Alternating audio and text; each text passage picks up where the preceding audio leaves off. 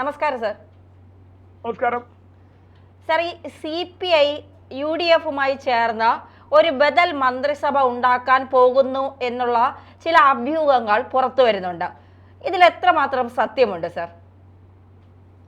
ഇതില് കൃത്യമായിട്ട് CPI 1975 ശേഷം ഭരണം പിടിക്കാൻ അവർക്ക് നഷ്ടപ്പെട്ടു പോയ അച്യുതമേനോൻ മന്ത്രിസഭയ്ക്ക് പിന്നെ PK വാസുദേവൻ നായർ ഒരു ചെറിയ സമയത്ത് ഇരുന്നതിന് ശേഷം ഭരണം പിടിക്കാനുള്ള ശ്രമങ്ങൾ പല കാലഘട്ടത്തിലും നടത്തിയിരുന്നു, ചർച്ചകളും നടത്തിയിരുന്നു. പക്ഷെ ധൈര്യമില്ലാത്തതുകൊണ്ട് അവരങ്ങനെ അങ്ങ് പോയെന്നുള്ളതേ ഉള്ളൂ. പക്ഷെ UPA മാഫിയയുടെ സമയത്ത് അവര് ഒന്ന് അറ്റംപ്റ്റ് ചെയ്തെങ്കിലും നടന്നില്ല. ഇപ്പൊ അവർക്കൊരു ധൈര്യം കിട്ടാൻ കാരണം ഇന്ത്യ അലയൻസിൽ വന്നു. ഇന്ത്യ അലയൻസിൽ കുറെ കൂടെ ജിഹാദികൾക്കും ഇവാഞ്ചലിസ്റ്റുകൾക്കും കോൺഗ്രസിനും തേർഡ് ഫ്രണ്ടിനും എല്ലാം സ്വീകാര്യരായിട്ടുള്ളത് CPI ആണ്. അതിന്റെ ഒരു കാരണം CPM-ന്റെ 2 യൂണിറ്റുകൾ, മെയിൻ യൂണിറ്റുകൾ, ബംഗാൾ യൂണിറ്റും ത്രിപുര യൂണിറ്റും BJP-യിൽ ഫുള്ളായിട്ട് ലയിച്ചു, ഓഫീസ് സഹിതം.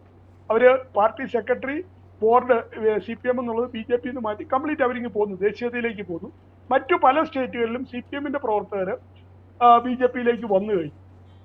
ആകെ CPM ഇപ്പോൾ ഉള്ളത്, ബലത്തിൽ ഉള്ളതെന്ന് പറയുന്നത് കേരളം എന്ന് പറയുന്ന ഒരു സ്റ്റേറ്റിലേ ഉള്ളൂ.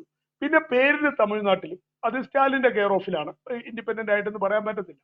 ഇതാണ് ഇപ്പോഴത്തെ CPM-ന്റെ അവസ്ഥ. പക്ഷെ CPI അക്കാഡമിക് സെക്ടറിൽ സിറ്റി നക്സല്, ആപ്പ് തുടങ്ങിയ എല്ലാ കേസുകെട്ടുകളിലും CPI-ക്ക് പ്രസൻസ് ഉണ്ട്. എന്ന് മാത്രമല്ല, ഈ മാൻഡ്രേക്ക് സ്റ്റൈൽ ഒരു ഓപ്പറേഷന് CPI നേതാക്കന്മാരും തയ്യാറെടുക്കുകയാണ്. മക്കളെ ജിഹാദിക്ക് കെട്ടിച്ചു കൊടുക്കുക, അങ്ങനെ ജിഹാദികളുടെ പിന്തുണ വാങ്ങിച്ച് അവരുടെ വിശ്വാസം എടുത്ത് അവരുടെ പിന്തുണയോടുകൂടി കേരളത്തിൽ ഭരണം പിടിക്കാനുള്ള ഒരു അഭ്യാസം CPI കൃത്യമായിട്ട് നടത്തുന്നുണ്ട്. CPI വളരെ കൃത്യമായിട്ട് 2015 തന്നെ കേരൾ മാംഗെ ആസാദി എന്ന് പറയുന്ന JNU-വിലെ മുദ്രാവാക്യത്തിനും സെഡിഷനും ഒക്കെ കൂടി കൃത്യമായ പിന്തുണ കൊടുത്ത പാർട്ടിയാണ് കന്നയ്യകുമാർ. പിന്നെ അവരുടെ ഒരു ജിഹാദി MLA ഉണ്ട് ഇവിടെ. അങ്ങനെയൊക്കെ അവര് വളരെ കൃത്യമായിട്ട് ഇന്ത്യ വിരുദ്ധതയും ഹിന്ദു വിരുദ്ധതയിലും CPM-ന്റെ മുകളിൽ എത്തിയിരിക്കുകയാണ്. എന്ന് വെച്ചാൽ ഇന്ത്യ അലയൻസിലെ ഏറ്റവും വലിയ ഇന്ത്യ വിരുദ്ധ ഹിന്ദു വിരുദ്ധ പാർട്ടി എന്ന് പറയുന്നത് ഇപ്പം ജിഹാദിക്കും ഇവാഞ്ചലിസ്റ്റിനും ഒക്കെ മുകളിൽ CPI ആണ്. പക്ഷെ അവര് ഒരു മാന്യതയുടെ മൂടുപടം എപ്പോഴും ഇട്ടിട്ടുണ്ട്. നിങ്ങൾ നോക്കിയാൽ കേരളത്തിലെ റവന്യൂ, വനം, ഭക്ഷ്യം, അങ്ങനെ അനേകം വകുപ്പുകൾ കുറെ കാലമായിട്ട് കൈകാര്യം ചെയ്ത് ഇവരാണ്. കേരളത്തിലെ ഏറ്റവും വലിയ അഴിമതി വകുപ്പ്. പറയൂ സർ, ഈ 2022 നിരോധിച്ച പോപ്പുലർ ഫ്രണ്ട് എന്ന സംഘടന നിരോധിച്ച ശേഷം അതിലെ അണികൾ എവിടെയെന്ന് പലരും ചോദിക്കുന്നുണ്ട്. അത് കേരളത്തിലെ പല രാഷ്ട്രീയ പാർട്ടികളിലും നുഴഞ്ഞു കയറിയിട്ടുണ്ട് എന്ന് പറയുന്നു. ഇവരുടെ ഒരു സാന്നിധ്യം ഈ CPI-ക്കകത്തുണ്ടോ? CPI-ക്കകത്ത് നേതാക്കന്മാരിലില്ല. പക്ഷെ അവരുടെ ലോക്കൽ യൂണിറ്റുകളിലൊക്കെ ഈ 2 വർഷം കൊണ്ട് ചെറിയ തോതിലെങ്കിലും, നേരത്തെ അവരില്ലായിരുന്നു, അതിൽ ഇൻഫിൽട്രേറ്റ് ചെയ്തിട്ടുണ്ട്. ഈ PFI ഇൻഫിൽട്രേഷൻ ഏറ്റവും നടന്നിരിക്കുന്നത് കോൺഗ്രസിനാണ് രാജ്യവ്യാപകമായിട്ട്. അതിന്റെ ഒരു കാര്യം, PFI-യുടെ നിരോധനം രാജ്യവ്യാപകമായിട്ട് ഗുണം ചെയ്തത് കോൺഗ്രസിനാണ്. പക്ഷെ കേരളത്തിൽ അതിന്റെ ഗുണം ചെയ്തത് CPM ഇടതിനാണ് ഗുണം ചെയ്തത് ഈ കഴിഞ്ഞ 2 വർഷമായിട്ട്. പക്ഷെ ഇപ്പൊ എന്താ സംഭവിച്ചിരിക്കുന്നതെന്ന് ചോദിച്ചാൽ, CPM-ല് ഒരു ലെബനന്റെ അവസ്ഥയാണ്. ഈ കയറി വന്ന ജിഹാദിക്ക് ലോക്കൽ കമ്മിറ്റിയിലും ജില്ലാ കമ്മിറ്റിയിലും ഏരിയ കമ്മിറ്റിയിലും എല്ലാം മെജോറിറ്റി ആയി. അപ്പൊ അവര് പറയുന്നത് സഖാവ് ഇനി അവിടെ ഇരിക്കണ്ട, ഞങ്ങളുടെ സുഡാപ്പി സഖാവ് അവിടെ ഇരിക്കും എന്ന അവസ്ഥയിലോട്ട് കാര്യങ്ങൾ മാറി. അവരുടെ SFI മുഴുവൻ അവർ പിടിച്ചെടുത്തു, DYFI പിടിച്ചെടുത്തു, CITU പിടിച്ചെടുത്തു. ഇനി ആകെയുള്ളത് സഖാത്തികളുടെ എന്തോ ഒരു മഹിളാ അസോസിയേഷൻ എന്ന് പറയുന്ന ഒരു പ്രസ്ഥാനം മാത്രമേ പരമ്പരാഗത CPM-കാരുടെ ഉള്ളൂ. ബാക്കി സാധനം മൊത്തം അവരുടെ ഇത് പോയി, കൈരളി പോയി. അപ്പൊ ഇനി ആകെ അവർക്ക് ചെയ്യാൻ പറ്റുന്നത് ഒന്നുകിൽ ജിഹാദിക്ക് കീഴടങ്ങി പാർട്ടിയും ഭരണം മുന്നണിയെല്ലാം ജിഹാദിക്ക് സറണ്ടർ ആകുക, അല്ലെങ്കിൽ ജിഹാദികളെ ചവിട്ടി പുറത്താക്കുക. അപ്പൊ അതിന് തമ്മിലുള്ള കടക്ക് പുറത്ത് ഉള്ള ഒരു സമരമാണ് ഇപ്പൊ CPM കണ്ടുകൊണ്ടിരിക്കുന്നത്. ഇത് പിടിച്ചടക്കും എന്നും പറഞ്ഞ് ഇങ്ങോട്ട് കയറി വന്ന ആൾക്കാരെല്ലാം കൂടെ ഇവര് ആഫ്രിക്ക അൻവർ, ആർ ജലീല്, അങ്ങനെയുള്ള ടീമുകളെല്ലാം കൂടെ കൂടി ഇപ്പം അവിടെ ഒരു പ്രശ്നം ഉണ്ടാക്കിക്കൊണ്ടിരിക്കുകയാണ്. മാൻഡ്രേക്കും പാർട്ടി അതിനെ തടയുന്നു. ഇതിൽ ആര് ജയിക്കും എന്നുള്ളത് പറയാറായിട്ടില്ല. ഇന്നും പത്രസമ്മേളനമൊക്കെ വരുന്നു എന്ന് കേൾക്കുന്നു. പക്ഷേ ഇവിടെ കൃത്യമായിട്ട് ഒളിച്ചിരിക്കുന്ന CPI-യുടെ പരിപാടി എന്താന്ന് ചോദിച്ചാൽ, CPI-യുടെ ഒത്തിരി അധികം നേതാക്കന്മാരെ കഴിഞ്ഞ 10-30 വർഷം കൊണ്ട് രഹസ്യമായിട്ട്, മതവിശ്വാസമൊക്കെ ഇല്ലാന്ന് പറഞ്ഞെങ്കിലും ഹിന്ദുവായിട്ട് ജനിച്ച, സനാതനിയായിട്ട് ജനിച്ച പല ആൾക്കാരും സൂത്രത്തിൽ ഫോറിൻ മതങ്ങളിലേക്ക്, അതായത് ഇവാഞ്ചലിസ്റ്റിലോട്ടോ ജിഹാദിസ്റ്റിലോട്ടോ സൂത്രത്തിൽ മാറി. പക്ഷെ അത് പുറത്തു വിട്ടിട്ടില്ല, നമ്പർ 1. പിന്നെ അവരുടെ നേതാക്കന്മാരുടെയൊക്കെ അണികളുടെയൊക്കെ മക്കളെ ക്രിസ്ത്യൻ മുസ്ലിം ആൾക്കാരെ കൊണ്ടൊക്കെ കല്യാണം കഴിപ്പിച്ച് അങ്ങനെ റെഡി ആയിട്ടിരിക്കുന്നു. അപ്പൊ പല രീതിയിലൊരു ഒരു അപജയം CPIക്കും വന്നു. അവരിപ്പോ എന്താന്ന് ചോദിച്ചാൽ വീടൊരു വിദ്യയാക്കുന്നു, എങ്ങനെയെങ്കിലും മുഖ്യമന്ത്രി സ്ഥാനം പിടിക്കുക. എണ്ണം നോക്കിയാൽ 100 സീറ്റ് ഉണ്ട് LDFന്. അതിൽ നിന്നൊരു 72 വേണ്ടത്. ഒരു 35-40 പേര് വന്നു കഴിഞ്ഞാൽ CPIക്കായിട്ട് 10-20 ഉണ്ട്, പകുതി അവർക്കുണ്ട്. ബാക്കി ഒരു 10-20 പേരെ കൂടെ കൊണ്ടുവന്നു കഴിഞ്ഞാൽ മുഖ്യമന്ത്രി സ്ഥാനം കിട്ടും. അതിനുള്ള പരിപാടിയിലേക്കാണ് കാര്യങ്ങൾ പൊയ്ക്കൊണ്ടിരിക്കുന്നത്.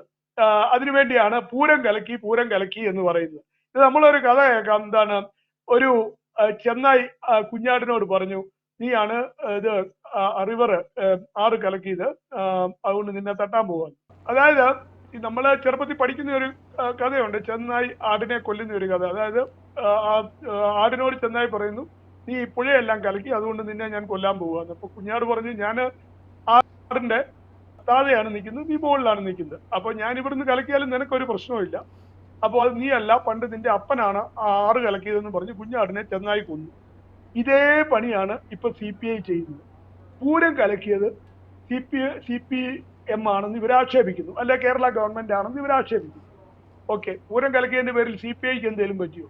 ഇല്ല. പൂരം കലക്കുന്നതും തെരഞ്ഞെടുപ്പ് വിജയമായിട്ട് ബന്ധമുണ്ടോ? പൂരം കലക്കുന്നതും ക്രിസ്ത്യാനിയുടെ വോട്ടുമായിട്ട് ബന്ധമുണ്ടോ? ഒന്നുമില്ല.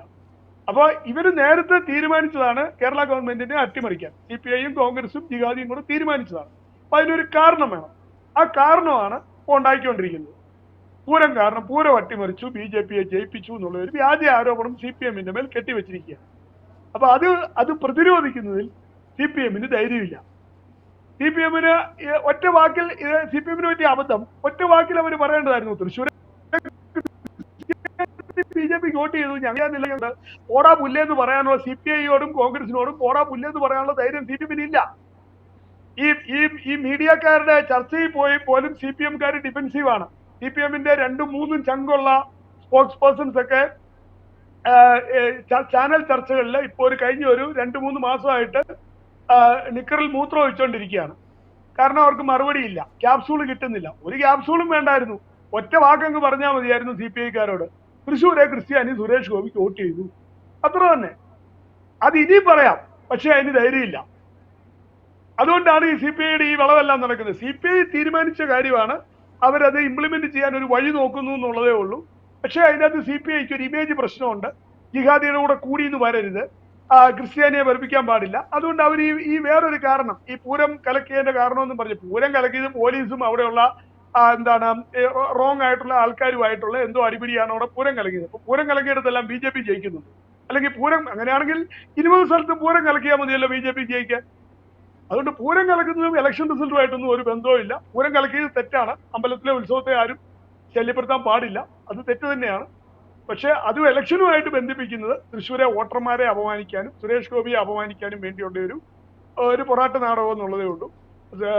CPIയും ജിഹാദിയും കൂട്ടുകെട്ടിൽ ഒരു മന്ത്രിസഭ വരികയാണെങ്കിൽ ഒരു മുഖ്യമന്ത്രി സ്ഥാനത്തേക്ക് ആരെയായിരിക്കും ഇവർ പരിഗണിക്കാൻ ഉദ്ദേശിക്കുന്നത്? ഇനി മുഖ്യമന്ത്രി സ്ഥാനം കേരളത്തിൽ വരികയാണെങ്കിൽ മക്കളെ ജിഹാദിക്ക് കെട്ടിച്ചു കൊടുത്തവരായിരിക്കും. അത് ലിസ്റ്റ് തന്നെ എടുത്ത് ഈസി ആയിട്ട് കിട്ടും, അവൈലബിൾ ആണ് നെറ്റില്. മക്കളെ ജിഹാദിക്ക് കെട്ടിച്ചു കൊടുക്കുന്നവരായിരിക്കും ഇനി കേരളത്തിൽ മുഖ്യമന്ത്രിമാരാകുന്നത്. അത് ഏത് പാർട്ടിയിൽ നിന്നാണെങ്കിലും, CPMയിൽ നിന്നാണെങ്കിലും CPI നിന്നാണെങ്കിലും കോൺഗ്രസിൽ നിന്നാണെങ്കിലും ഏത് പാർട്ടിയിൽ നിന്നാണെങ്കിലും മുഖ്യമന്ത്രി സ്ഥാനത്തേക്ക് പരിഗണിക്കപ്പെടാനുള്ള പ്രഥമ യോഗ്യത കേരളത്തിൽ മകളെ ജിഹാദിക്ക് കെട്ടിച്ചു കൊടുക്കണം, അല്ലെ മകനെ ജിഹാദി പെണ്ണെ കൊണ്ട് കെട്ടിച്ചു ആണെങ്കിൽ ഓക്കെ. ഇതായിരിക്കും അതിന്റെ ക്രൈറ്റീരിയ. അത് നിങ്ങൾ വരുമ്പോൾ നോക്കൂ നമ്മുടെ പ്രഡിക്ഷൻ എങ്ങനെയുണ്ട് എന്നുള്ള കാര്യം. അല്ലാതെ ഇനി ഒരാൾക്കും ആ ക്ലെയിം, കാരണം അതെല്ലാം വക്കഫാക്കി, ഈ മുഖ്യമന്ത്രി കസേര തന്നെ വക്കഫാക്കി. അപ്പൊ ഇനിയിപ്പോ വേറെ ആൾക്ക് അവിടെ ഇരിക്കാൻ പറ്റത്തില്ലല്ലോ. അപ്പൊ അതുകൊണ്ട് അതിനുള്ള ആലോചനകളാണ് ഇപ്പം ഒരു 2 മാസമായിട്ട്. ഇത് ജൂൺ 4-ാം തീയതി പപ്പു പ്രധാനമന്ത്രി ആയിരുന്നെങ്കിൽ ഉറപ്പായിട്ടും ഈ പറഞ്ഞ കാര്യം നടന്നേനെ.